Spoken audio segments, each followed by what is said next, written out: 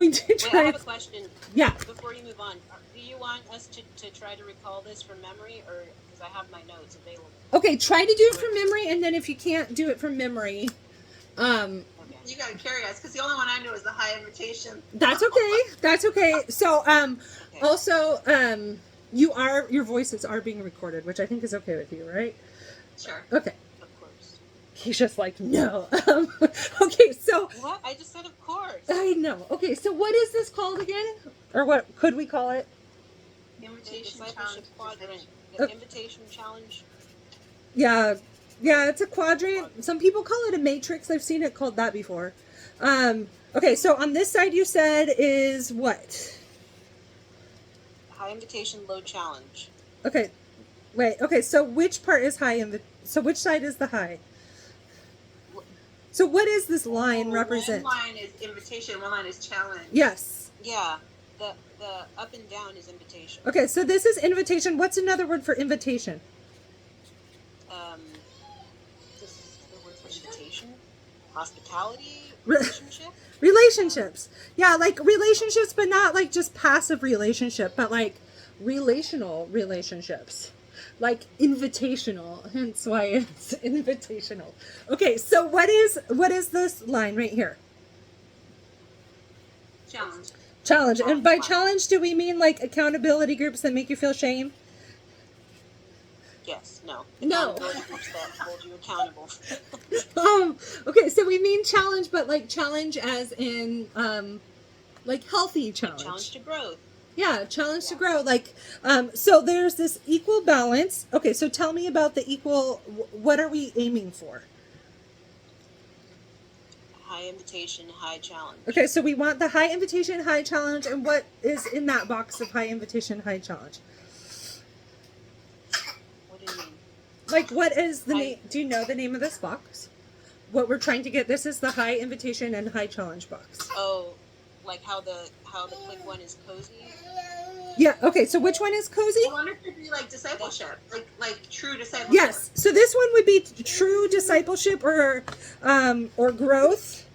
That would be what we're aiming for. We're aiming for a discipleship culture or a growth culture.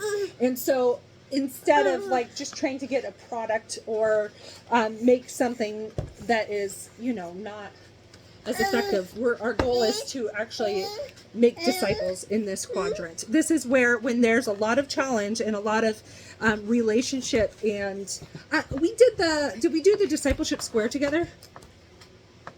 Or the leadership square? The I Do You Watch all that? Yes.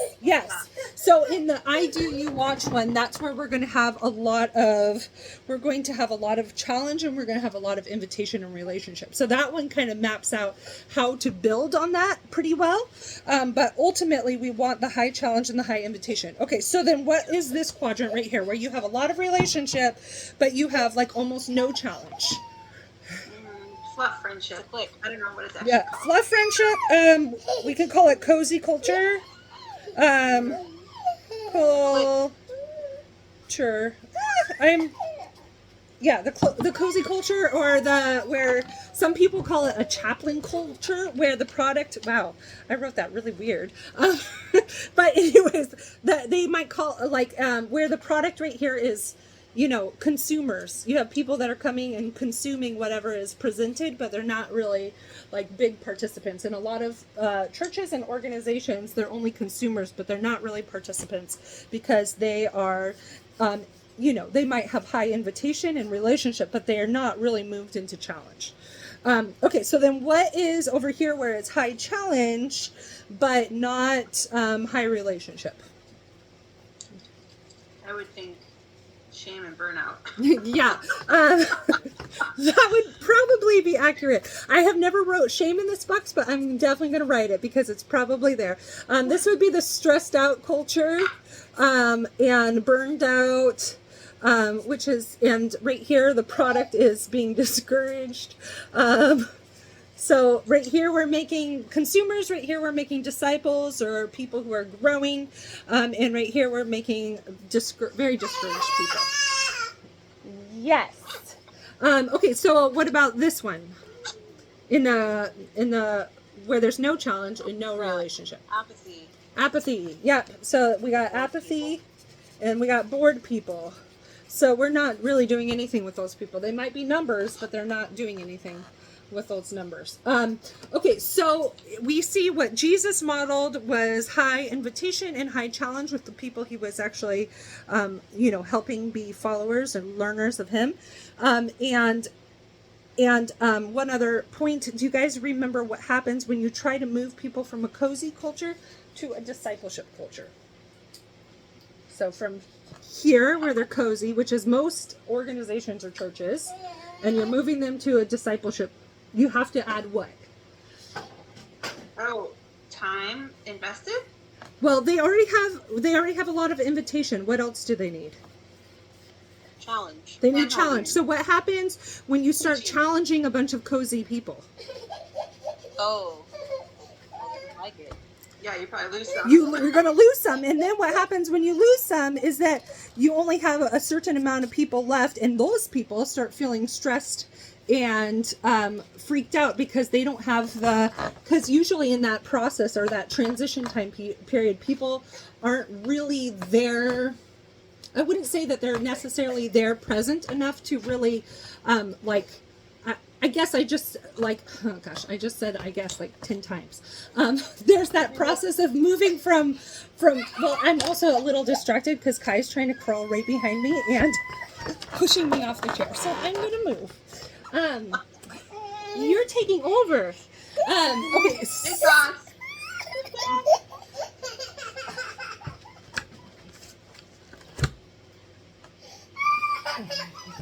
Okay, so what I was trying to say is that if you're moving somebody from the cozy culture to the discipleship culture, they end up your infrastructure of your organization is starting to change.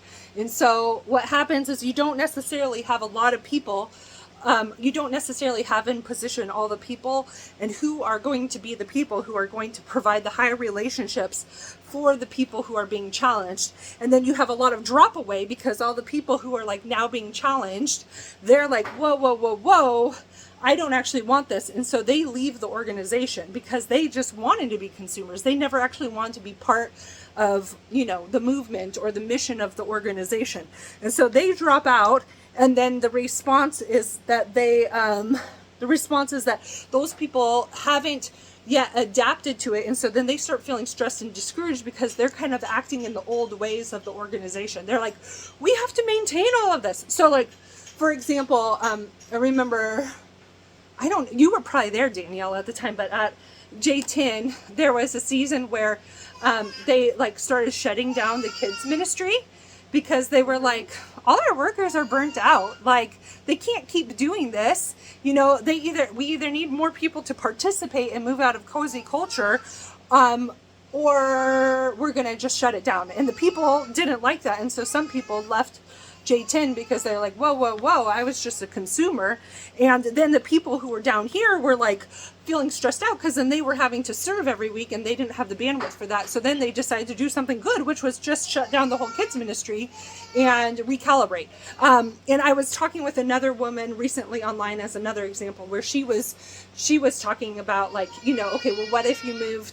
She was talking about her church environment and she was trying to move her church environment away from like some of these religious practices that she was participating in. And she's like, well, what about all the programs we're not going to have? We're going to lose these people and then we're not going to have the bandwidth for these programs or whatever, or these ministries that are happening, or not enough small group leaders or whatever it was. And so I, like, me and whoever was writing the blog were like, what if you just didn't do them? Like, what if those season for those were done? What if you need to shut them down for a while so people don't burn out? But the automatic response is that people feel like they need to keep maintaining all of it. And then so then there's always just this weird thing. Okay, so I'm going to grab my simple church concept of that simple church book that I was reading. Yes. Like, what makes a good church? Is it the programs equals burnout, or is it actually a discipleship church that looks at what they're doing and why? Yeah, and reevaluates it on a regular basis too. Yeah. I would say that the church that I've been part of is having that interesting time period because they have lost almost all the people in their church, and then they were trying to maintain all the programs, and now they have excuse to not maintain the programs because another church is taking over the building. So it's interesting to see what will happen. I'm kind of like, oh, this is a fun social experiment because they are. They're only left with people, but they're not really left with any work because all their ministry is shut down. So I'm kind of like, I wonder if that will actually like help them develop a discipleship culture, or if they'll just try to build everything up again, these, structures that they had, and then end up being disappointed. What have you seen? Have you seen this at work in organizations at all? Like not necessarily just churches, but in relationships or organizations?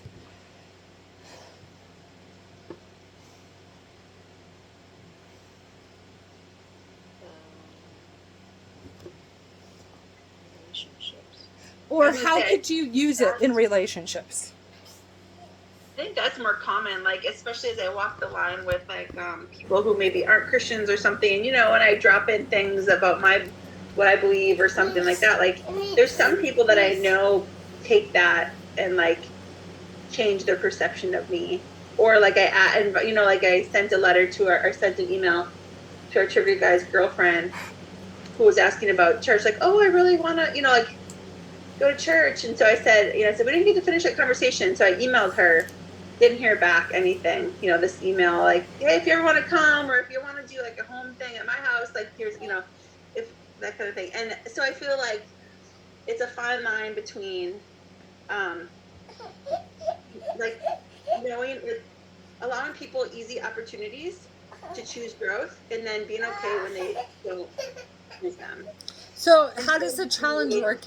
How does the challenge work in that context? The challenge, I think, I think the challenge will be, it was like a preparing the soil to invite them to a home group this fall. Oh, okay. I see what you're saying. But like,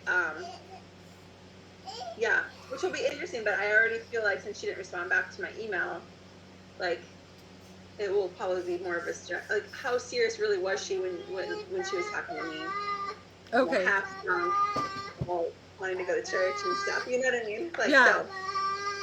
But I've had people that like are a certain personality type that like don't like to have don't have a lot of walls up. They have a lot of walls up, and if they feel like you're getting too close, you're out. Like, yeah, yes, that is true. Yeah. But I also have a friend that is the same way, and I'm in right now. But I'm kind of like, my heart is a little prepared. At some point, I might just not be because I stepped on some landmine or whatever, Or because I always speak my mind or my thoughts or my opinions. So like, you never know when someone, when you challenge them, when you're just like, they're just done with you then. Yeah. And you've had that experience recently too, where you lost a relationship that way. Yeah, exactly. Yeah. It's that personality type that I feel like doesn't, you're not on equal footing on where you can go. Yeah. But I mean, I also have found sometimes, like, so there's one of my friends in my neighborhood, and she, sorry, here, come down. And she had that, I think that we were kind of walking in relationship for a while, and it was very exciting. And then she ended up switching to like she started showing a lot of like eating disorder. And she would like talk to me and be like really proud about her exercising or not eating or things like that, and lost a lot of weight really quickly. And I started asking her about it, and I was like, well, what about this? Like, are you not eating? Like, and I kind of pushed into that challenge, and no, not really to my surprise, she stopped talking to me, like, which was a real big bummer, because I felt... It's not your sweet neighbor that I met, is it? Yes, it is. No. Yeah, so like it was kind of a bummer because it felt like we were really moving forward, and we were able to like talk about God and other things, and hit some other like common areas, and she was definitely like in that zone of a person of peace. And then And then that kind of started, and that's, I mean, it could be like something totally different, but that's the only thing that I can figure out. And I was talking with somebody else, and they think that that's kind of what's going on too. So it wasn't just my own perception.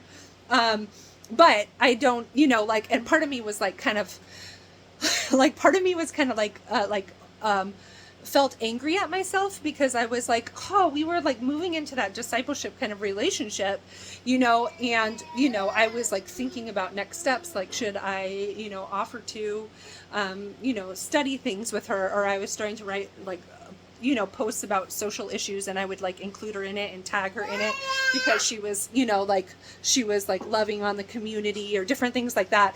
And so I kind of was like, well, I lost it. I lost that opportunity. But then from another perspective, you're thinking, well, did you really have that opportunity anyways? Because if she's not accepting challenge, you're not really in that discipleship space. You're really in a more cozy space. And so, like, is it worth it to keep that cozy space? And I think this is a challenge that we're always living in, right? Is it worth it to keep a cozy space? You know, and that requires a lot of discretion and like God-given discernment. But at the same point, you know, if you see somebody that you're friends with who is like harming themselves and you're not asking them questions, like, there's a problem there too, you know, like, where you're kind of like, maybe we should have a conversation about this. So I don't know. I guess I feel tension about that. And I was curious what you guys thought when it came to like, I don't know, when it comes to doing that whole aspect of knowing how to challenge people, or what have you seen that was effective in challenging people where it was received, even if it came up later that it was received, or where you have lost because I'm not really sure what my question is. I'm trying to like open up a dialogue, I guess. Yeah. Wow. I don't think I've ever even really thought about it like on a one-on-one relationship, because when we talked about it before, it was strictly just, which I definitely can see how this.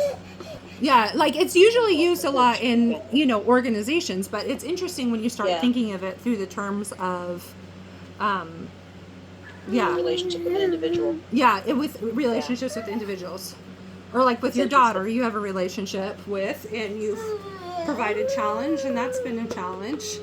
Yeah, and then too, like, is the challenge only valid if it's like directly about Christ, you know, or if it's no, you know, I don't think so, because if I don't think so. Like the eating disorder one, right? Yeah, that wasn't directly tied to Christ, but like, so the other context that I think about, this is the main place that I have relationships outside of Christians, is my dance community, and they're all half which are definitely, that's probably your biggest, you know, discipleship space, I would say, or one of them.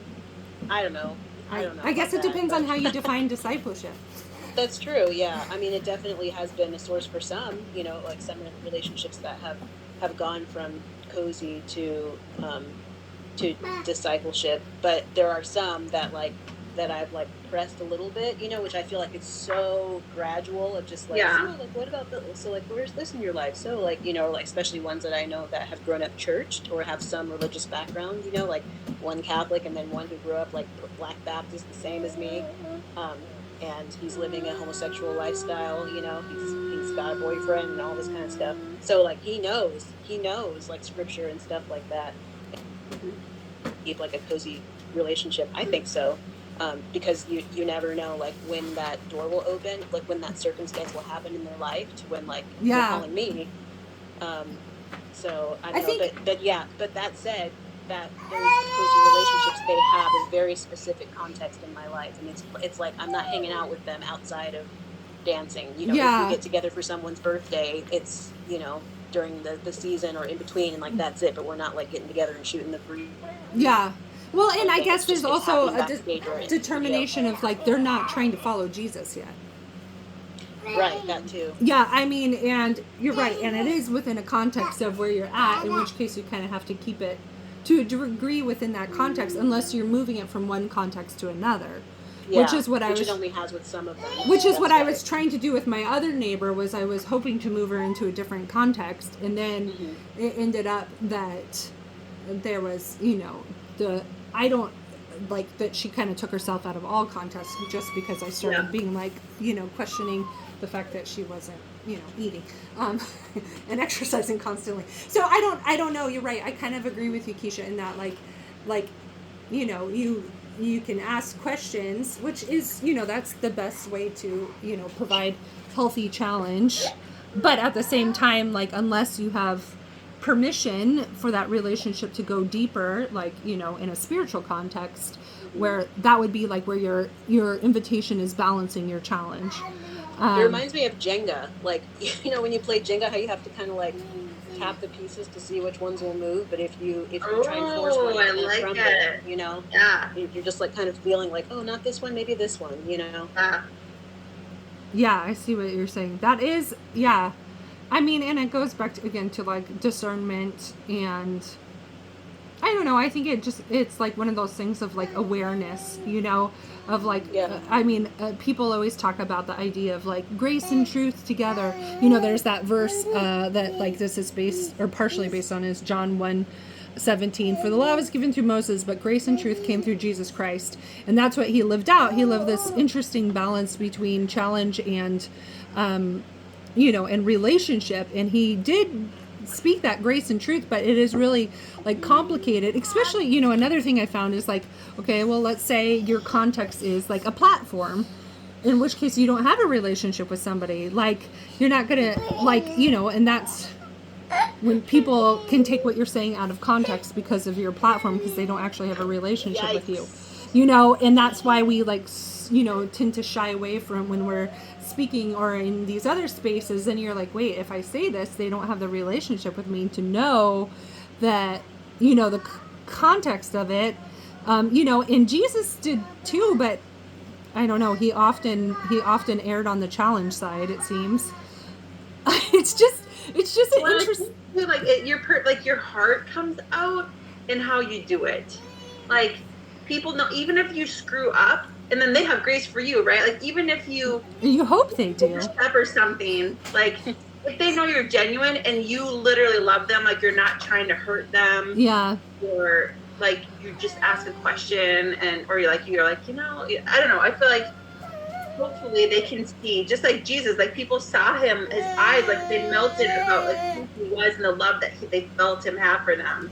So that gives you credibility beyond just a normal person treating you like another normal person, right? If people experience genuine care from somebody. Is the whole relationship aspect of it. Yeah. And I feel like that's my reasoning of the whole hanging on, closing my mouth sometimes in the sake of keeping the cozy place relationship, because for the sustaining of that relationship is because I've had people tell me before that simply my behavior towards them, whether it was listening or asking questions or like lifting them up or whatever, like causes them, when I don't even know they're a Christian, to have that same gratitude and communicate it towards others and to God. Yeah. So your example is contagious to other people, even if they don't know where they're at with religion. You're showing them God by just your actions towards them. Yes. Yeah. I mean, and like that's what discipleship really is. It's like you're modeling. But then, and also like what you said, you're going to like err on the side of, in those contexts, you're saying that you're going to err on the side of like being gracious in keeping, I don't know, like, I guess I'm thinking of that other verse that talks about, like mercy triumphs over judgment, like you always end up having to give grace in the, like ultimately if you're going to default on one or have, I don't, I'm not in Jesus's mind, so I don't know I don't know if he really was like, oh, this is actually gracious, is to challenge people right now from stage, but at the same time, like, so we can't really like say what he was doing because we don't know his motives, but at the same time, like, we do know that, like, or at least for myself, like, I want to err on the side of grace always, like if I'm going to choose one or the other, like I know that God is going to be gracious towards me, so I'm not like bent on keeping some law. So if I'm going to have an interaction with somebody, even if maybe that was the one that I should have like asked, and again, by challenge, like we don't mean like challenge in like a jerky way, we mean like inviting them into a question, like, or invite. And I think that when you guys are talking about challenge, a lot of times, like when you're saying, Danielle, you're asking them questions, that is a type of challenge. Like that Yeah. often is the Consider challenge. looking at it a different way. Yeah, that is the challenge. It's just, you know, or like the example that I used with my friend. I wasn't saying anything about the, you know, what I was perceiving as an eating disorder. I was just like, are you eating? Like, I'm kind of a little concerned about you. Like, I'm noticing that you're saying these things, and it makes me wonder if you're, you know, like if you care about your worth at all. Because, you know, if our definition of discipleship goes into, you know, believing in God in every area of your life, that's including your worth, you know, and that person's not a believer, but if that's what's driving her and her God of her life at this moment, you know, that would be the area that you're moving into that type of discipleship relationship, because discipleship happens before people become believers. However, once they become believers, then it's a lot easier to move into, I mean, I feel like this a lot with social issues, because that's where a lot of my time is spent, is talking about like justice stuff, in which case that we have this shared morality that we've both agreed on, like, you know, racism is wrong or something like that. And then, you know, we're talking about it and we're moving forward in it, but we don't, that might be our only shared belief, like our only overlap. And so at some point you might be trying to move into other, you know, things of like, well, this is also unjust, or this is also not the best for our society or whatever, and then people start pushing away from it, and you're like, oh, we don't have this shared agreement that this is also morally wrong. We only have this one. Like our context was, you know, I saw that a lot with the human trafficking stuff. Like people only thought human trafficking was wrong, but then once we added in, you know, stuff about being affirming or not, that's when things like went the other direction, because it was like, oh wait, we don't have a shared system of belief about this. I don't know, it's just interesting discussion. So on that note, what would you, do you have in your mind any relationships that you can think of that might, where you might want to put a little more challenge into, or flip that, are there any relationships that you have that you might need to back off on the challenge in and just focus on rebuilding some of that relationship and that invitation? Because the people that you're talking with are stressed and discouraged, and they just need some relationship. I don't know. Does that question make any sense to you? Yeah. Okay, good.